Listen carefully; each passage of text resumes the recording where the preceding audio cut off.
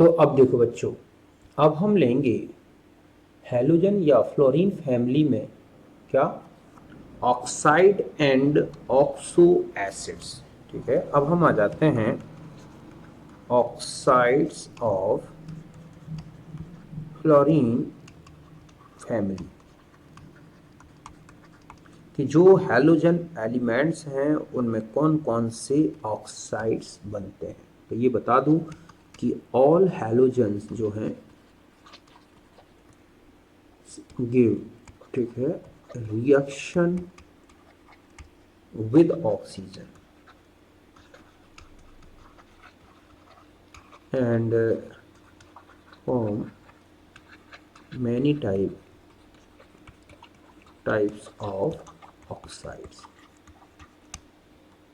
कि सभी हैलोजन जितने हैं सब ऑक्सीजन से रिएक्शन करते हैं और डिफरेंट टाइप के ऑक्साइड बनाते हैं। जैसे मैं कहूँ फ्लोरीन के बारे में, तो एक तो बनता है O2F2 और OF2। लेकिन यहाँ ये बता दूं कि यहाँ ऑक्सीजन +1 में है और यहाँ +2 है, तो हम इन्हें ऑक्साइड नहीं बोलते, इन्हें बोला जाता है ऑक्सीजन फ्लोराइड। क्यों बोला जाता है बच्चों? क्योंकि ऑक्साइड कहलाने के लिए oxide ion means negative oxygen होना जरूरी है। यहाँ पर फ्लोरीन जो है ऑक्सीजन को पॉजिटिव चार्ज में ला देता है, एक ज़्यादा इलेक्ट्रोनेगेटिविटी के कारण, फ्लोरीन की ज़्यादा इलेक्ट्रोनेगेटिविटी ऑक्सीजन से, इसलिए हम इन्हें ऑक्साइड नहीं बोलेंगे बल्कि क्या बोलेंगे बच्चों?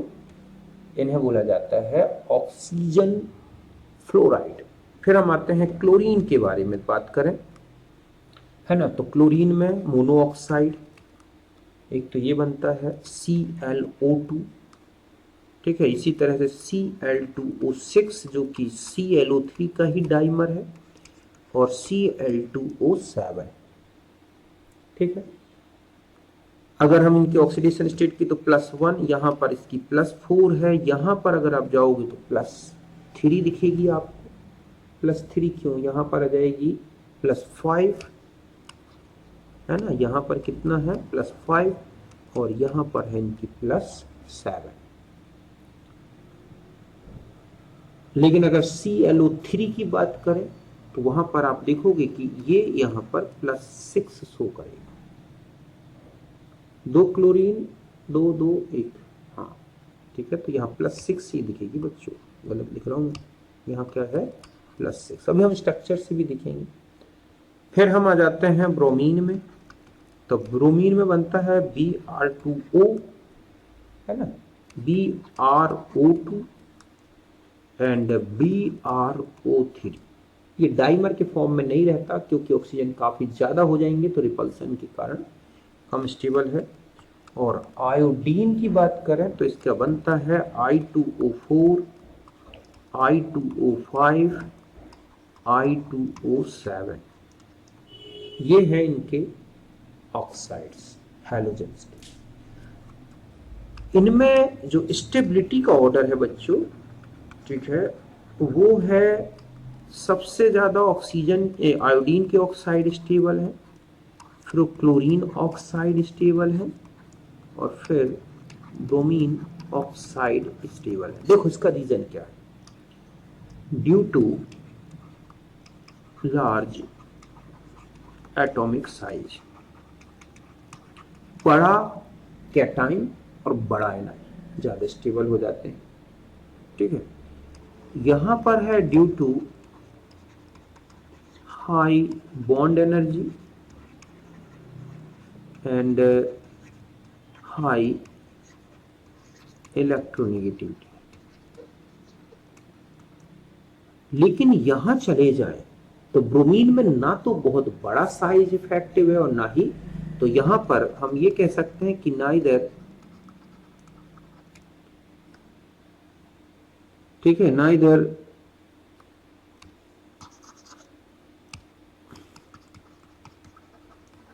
साइज इफेक्टिव और नॉर इलेक्ट्रोनेगेटिविटी। मतलब ना तो यहां पर साइज का कोई खास इफेक्ट पड़ रहा है और ना ही इलेक्ट्रोनेगेटिविटी का, इसलिए ऐसा होता है। मतलब अगर मैं ये कहूं कि Cl2O, सॉरी, अगर हम आयोडाइड की बात करें स्टेबिलिटी की, तो I2O4 मीन्स हम IO2 कह सकते हैं, ठीक है। फिर ClO2 है और ये है BrO2। ये इनकी स्टेबिलिटी का ऑर्डर, ये जो भी ऑक्साइड को आप कंपेयर करो। तो इस तरह से रीजन समझ गए ना कि आयोडाइड का साइज बड़ा है, इसलिए ज्यादा ऑक्सीजन को स्टेबल बना सकता है, अपने चारों तरफ रख सकता है। क्लोरीन में इलेक्ट्रोनेगेटिविटी ज्यादा है और ब्रोमीन में चले जाएं तो दोनों इफेक्टिव नहीं है। एक तो ये, दूसरा है एसिडिक नेचर, ठीक है। तो इनका एसिडिक नेचर एंड अगर स्टेबिलिटी की बात की गई हो बच्चों, तो directly proportional to the oxidation state. कि आपको ऑक्सीडेशन स्टेट देख के बताना है, तो इसका मतलब है कि Cl2O, अगर हम इनकी ऑक्साइड को कंपेयर करें, ठीक है, तो यहां पर अगर आप देखोगे +1 है, फिर है Cl2 या ClO2 को दे लो आप, लिख लो आप इस तरह से ClO2, तो यहां पर होगी +4, ठीक है। Cl2O6, तो यहां हो जाएगी +6, सॉरी एसिडिटी का ऑर्डर ऐसे लिखेंगे क्योंकि ऑक्सीडेशन स्टेट बढ़ रही है, तो ये ऑर्डर आएगा Cl2O7 प्लस क्या 7। तो ये इनकी एसिडिटी भी है प्लस स्टेबिलिटी भी है, ठीक है। मतलब दोनों का वेरिएशन पॉजिटिव दिख रहा है इस तरह से, और ये इनकी स्टेबिलिटी का ही है। तो इसका मतलब है कि ये स्ट्रॉन्गेस्ट एसिड होगा, एसिडिक ऑक्साइड, समझ गए ना। सबसे स्ट्रॉन्ग होगा Cl2, जो कि वाटर में डिजोल्व होके और HClO4 बनाता है, जो बहुत स्ट्रॉन्गेस्ट एसिड है। मतलब अगर हम ये कहें कि Cl2O7 प्लस H2O, तो बन जाता है HClO4 2 मोल, और आप जानते हैं कि ये स्ट्रॉन्गेस्ट एसिड है, मतलब H2SO4 से भी ज्यादा एसिडिक नेचर का होता है। मतलब अगर हम ये कहें तो HClO4 प्लस H2SO4 HCl और HNO3, ये ऑर्डर मिलेगा एसिडिटी का। रही बात अब इनके स्ट्रक्चर्स की, तो देखो बच्चों, सबसे इंपॉर्टेंट जो काम का क्वेश्चन आपको मिलेगा, ये 3-4 ऐसे ऑक्साइड्स हैं जिनके स्ट्रक्चर हमेशा रिपीट होते रहते हैं, और इन ऑक्साइड के स्ट्रक्चर को आपको विशेष ध्यान रखना है, ठीक है। कि एक तो आता है Cl2O का स्ट्रक्चर, तो अगर मैं ये कहूं कि यहाँ पर जो सेंट्रल एटम है वो क्या है बच्चों, क्लोरीन, तो यहाँ 2 Cl ऐसे जुड़े होते हैं, ठीक है, लोन पेयर के थ्रू। और अगर हम इसमें देखें कि जो पेयर बचे इसके पास, तो एक लोन पेयर यहां पर है और एक लोन पेयर यहां पे है, और ये जो एंगल होता है 111.8 डिग्री का। रीजन ये है कि 2 क्लोरीन एटम में काफी रिपल्सन होता है, और इस रिपल्सन के कारण ही लोन पेयर का ज्यादा इफेक्ट नहीं पड़ता। मतलब यहां पर जो है एक कौन सा इफेक्ट दिख रहा है, स्टेरिक इफेक्ट, एक प्रकार के बड़े बड़े जो स्टेरिक हिंडरेंस दिख रहा है, ये हम कह सकते हैं ये किसके कारण है, स्टेरिक हिंडरेंस। फिर दूसरा आ जाता है ClO2, तो अगर आप इसमें देखें तो सेंट्रल एटम क्लोरीन है, तो एक तो इसने लोन पेयर देके इस ऑक्सीजन को जोड़ दिया और एक लोन पेयर यहां दे दिया, एक लोन पेयर बच गया और एक यहां ऑड इलेक्ट्रॉन है। तो एक तो ये बता दूं कि ये पैरामैग्नेटिक है ना, और यहां जो रिपल्सन लग रहा है ये रिपल्सन कहलाएगा lone pair odd electron repulsion. और आप जानते हैं कि ये रिपल्सन लोन पेयर रिपल्सन से कहीं क्या होगा, कम। तो ये ज्यादा less effective than lone pair repulsion. तो ऐसे में क्या होगा, ये जो एंगल है ये काफी फैला होता है और ये हो जाता है 117.4 डिग्री का बच्चों।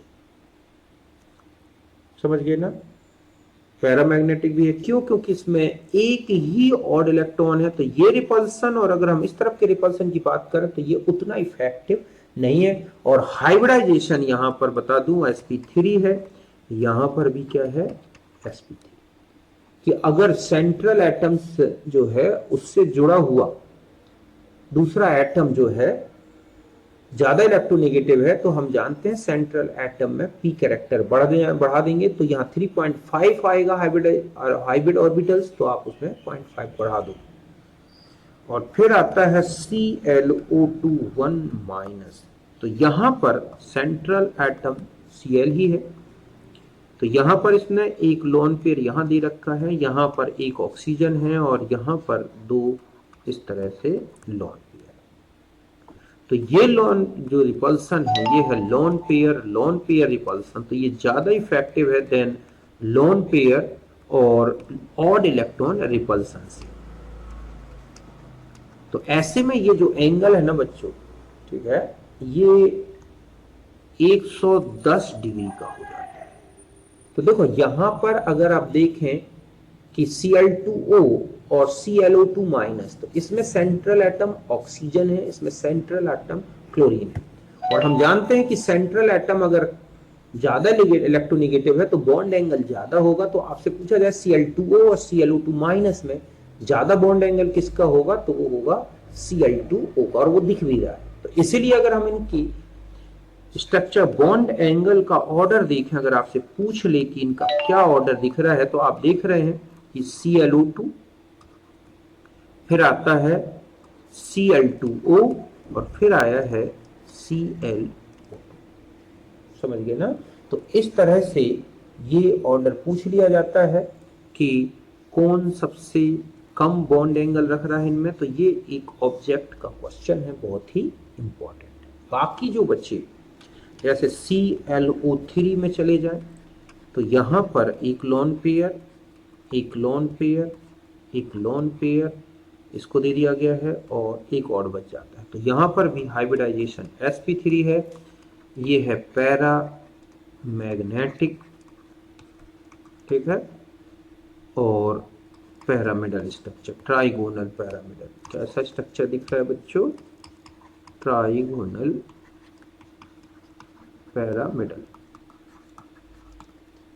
फिर हम आ जाते हैं दूसरा जो है वो है Cl2O7 का। तो इसमें जो है ऐसे दो Cl एक दूसरे से जुड़े हुए हैं और फिर ये इस तरह से लोन पेयर के थ्रू 3-3 ऑक्सीजन जोड़ रखे। तो यहां पर भी sp3 हाइब्रिडाइजेशन, समझ गए ना, इस तरह।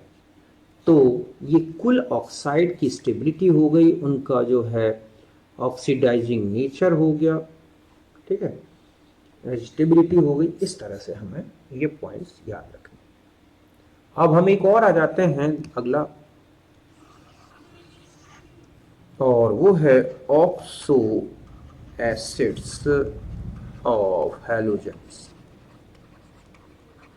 ठीक है, कि जो हैलोजेंस हैं उनके ऑक्सो एसिड्स, ठीक है। तो यहां भी बता दूं कि all halogens form oxo acids. Chlorine का भी होता है HFO, मतलब यहां पर HOF होता है, लेकिन उतना स्ट्रॉन्ग एसिड नहीं है। क्लोरीन में जो है आप देखोगे जो एसिड्स हैं क्लोरीन के लगभग सभी है। ये बता दूं पहले तो मैं इनके नेम, देखो ऐसे होते हैं, पहला होता है HOX, एक होता है HOXO, HOXO2 और HOXO3। इनको बोलते हैं हाइपो हैलस एसिड, इन्हें बोलते हैं हैलस एसिड, ठीक है। क्या बोलते हैं इनको, हैलस एसिड। एक हो गए हाइपोहेलस OUS हैलस, ठीक है। फिर हम आ जाते हैं हैलिक एसिड, और ये हैं परहैलिक एसिड। कुल मिला के ये हैं, तो इसमें एच एफ, या मैं कहूँ H O F, H O F acidic आ जाएगा ना, ये प्लस ये माइनस, लेकिन यहाँ पर चूंकि फ्लोरीन और ज़्यादा इसको इलेक्ट्रोनेगेटिव बना देगा तो और ज़्यादा ये एसिडिक होगा। HOCl, ठीक है, और इसके अलावा HOBr, ओहो, फिर एक और हो जाएगा इसी तरह से HIO।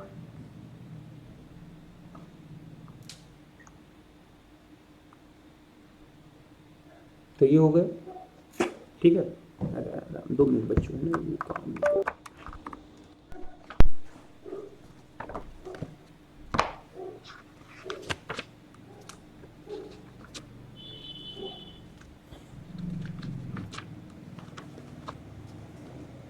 तो HOF हो गया, HOCl हो गया,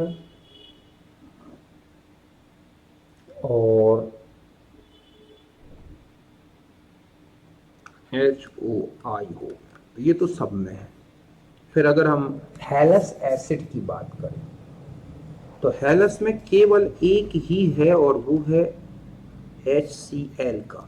इसका बच्चों क्लोरीन का, मतलब यहां पर ये तो नहीं है, ये है HOClO, बाकी इनके नहीं है। ये तो सभी में है। अगर हम देखें तो यहाँ पर HCl, मैं इसको ऐसे लिख दे रहा हूँ, है ना, HBrO3, HiO3, और इसमें भी है HiO, सॉरी यहाँ पर हो जाएगा HClO4, HBrO4 और HiO4, तो इन सब में है। तो ये है इनके एसिड्स, है ना। अब आता है इनकी कैरेक्टरिस्टिक्स में, तो सब के सब एसिडिक हैं। मतलब ये बता दूं कि जो ऑल, ठीक है, ऑक्सो एसिड हैं, ये acids are acidic in nature, सभी के सभी एसिडिक नेचर के हैं। एक दूसरा होता है कि अगर इनकी एसिडिटी पूछी जाए बच्चों और स्टेबिलिटी, ठीक है, तो ये डायरेक्टली प्रोपोर्शनल, बिल्कुल वैसा ही ध्यान रखना है कि ऑक्सीडेशन नंबर, किसके, ऑक्सीडेशन नंबर। तो इसका मतलब है कि अगर मैं कहूँ HClO, HClO2, HClO3, HClO4, तो एसिडिक नेचर ये होगा, ठीक है, और यही इनकी स्टेबिलिटी का भी होगा इस तरह से। क्यों? क्योंकि ये +1, +3, +5, +7, तो इस तरह से इनकी स्टेबिलिटी का क्या मिलेगा बच्चों, ऑर्डर इनके ऑक्साइड्स में। और सबसे ज़्यादा पूछा गया क्वेश्चन है ये। और अगर आप ऊपर से नीचे की तरफ चलें तो जो एसिडिटी होती है बच्चों, acidity inversely proportional to the, ठीक है, इलेक्ट्रोनेगेटिविटी ऑफ हैलोजन। अगर हैलोजन की इलेक्ट्रोनेगेटिविटी कम है, सॉरी यहाँ उल्टा लिख दिया मैंने, यहाँ आ जाएगा acidity directly proportional to the electronegativity. इसका मतलब है कि HClO4 सबसे स्ट्रॉन्ग होगा, फिर HBrO4 उससे भी कम होगा, HiO4 उससे भी कम एसिडिक होगा। ये इनकी क्या होगा, एसिडिटी, इस तरह से। तो एसिडिटी के बारे में जब क्वेश्चन काफ़ी बार आ चुका है, इसीलिए आप इसको अच्छे से ध्यान रखना है कि कौन ज़्यादा एसिडिक है, कौन कम एसिडिक है, ठीक है। फिर हम आ जाते हैं इसके बाद इनके ऑक्सीडाइजिंग नेचर में भी आता है कि ऑक्सीडाइजिंग नेचर अगर पूछ ले, oxidising nature of oxo acids directly proportional to, जिस, देखो इनका ऑक्सीडाइजिंग नेचर बिल्कुल उल्टा है बच्चों, 1 अपॉन एसिडिटी। इसका मतलब सबसे strong oxidiser HClO, HClO2, HCl यहाँ पर जाएगा HClO3 एंड HClO, ये स्टेबिलिटी का। क्योंकि देखो कम ऑक्सीजन आएंगे तो जल्दी निकल जाते हैं, ज़्यादा ऑक्सीजन है तो क्लोरीन पॉजिटिव चार्ज ज़्यादा आएगा और वो ऑक्सीजन को ज़्यादा अट्रैक्ट करके रखेगा। इसलिए इनमें ऑक्सीडाइजिंग नेचर पूछा जाए तो ये देखा होगा कि जो HClO है स्ट्रॉन्ग ऑक्सीडाइजर होता है and used as bleaching agent, ठीक है। और एक पर हैलेट आयन के ऐसे ऑक्सीडाइज पर हैलेट, ठीक है, आयन और उनका ऑक्सीडाइजिंग नेचर पूछा गया है बच्चों। तो एक इम्पॉर्टेंट ऑब्जेक्ट है कि BrO4 सबसे स्ट्रॉन्ग ऑक्सीडाइजर होता है आयोडाइड पर आयोडाइड आयन में, फिर आयोडीन ये, और फिर होता है ClO4 1- ऐसा इसलिए है क्योंकि अगर आप इनके इलेक्ट्रोड पोटेंशियल देखोगे तो 1.85 वोल्ट, ठीक है, 1.65 वोल्ट और 1.19 वोल्ट। ये बहुत ही काम का क्वेश्चन है। तो ये बाकी रहे इनके स्ट्रक्चर्स। तो देखोगे इनके स्ट्रक्चर्स मैं बता दूं इस तरह से होते हैं, जैसे कि HOCl और बाकी इसमें इस तरह से नॉन पेयर, फिर HOCl, एक लॉन पेयर बचेगा, एक ऑक्सीजन जुड़ जाएगा, एक लॉन पेयर, फिर एक और आ जाए, ठीक है, HClO3 में। तो जब तक इसके लॉन पेयर हैं ऑक्सीजन में तब तक ये जुड़ते जाएंगे ऑक्सीजन। क्लोरीन मतलब लॉन पेयर है, अब बचा एक लॉन पेयर और फिर HOCl, एक, दो, तीन। तो कुल मिला के 4 एसिड है, ये कहलाएगा HClO, HClO2, HClO3 और HClO4। ध्यान रखें H डायरेक्ट Cl से नहीं जुड़ा, बल्कि किसके थ्रू दिख रहा है आपको जुड़ा हुआ, ऑक्सीजन से। तो 4 प्रकार के इनके हैलोजन एसिड्स हैं, इनकी एसिडिटी, ऑक्सीडाइजिंग नेचर, स्टेबिलिटी, ये पूछा जाता है। और सबसे स्टेबल जो ऑक्साइड्स अगर एसिड्स की बात करें तो वो क्लोरीन के ही हैं, जिसमें चारों बन रहे हैं। तो ये था हमारा oxide and oxo acids. Okay, अब मिलेंगे हम नेक्स्ट वीडियो जिसमें हम इंटर हैलोजन्स को डिस्कस करेंगे और स्यूडो हैलोजन।